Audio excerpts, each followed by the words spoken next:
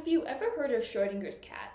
It's a famous thought experiment where you put a cat, or a pig in our case, into a box with a decaying atom, and you close it, and essentially the pig can be both alive and dead at the same time, something called superposition. But what if that's not really true? And it's for the same exact reason that you and I can't just walk through walls, because of something called decoherence.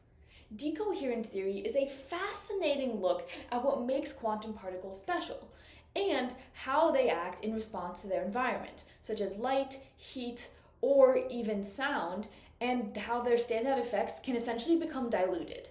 Let me show you how it works.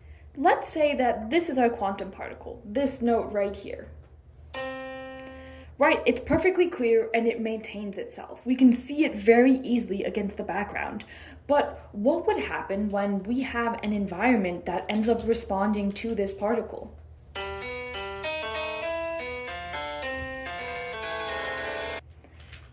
See, while the original our quantum node is in there somewhere, it has been completely overshadowed by all the other notes and essentially acts in the same way as the environment does. It is no longer special.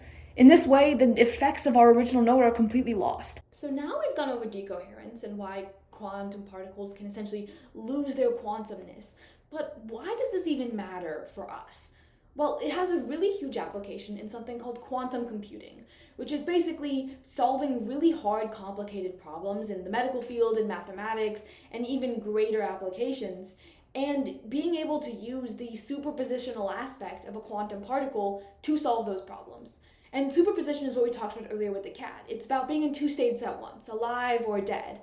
And the issue with this is the second that a piece of the environment comes into that system, it essentially makes it fall apart. And so decoherence is the villain in quantum computing, and it's something that physicists to this day are trying to figure out how to keep out of systems. And so ultimately, if we think back to the beginning of this video when I talked about how Schrödinger's cat cannot possibly be true, it comes down to something very similar to quantum computing. And that's because we are not quantum particles. We don't exist in really tightly kept spaces. Both cats and pigs and humans are all made of so many atoms that are always decohering because we're always interacting with our environment.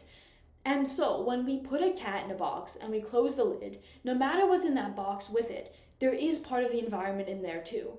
And because of that, the environment itself knows whether that cat is alive or dead long before we even need to open the box. And this is why decoherence is such a fascinating concept in physics, and one that physicists today are still trying to understand better.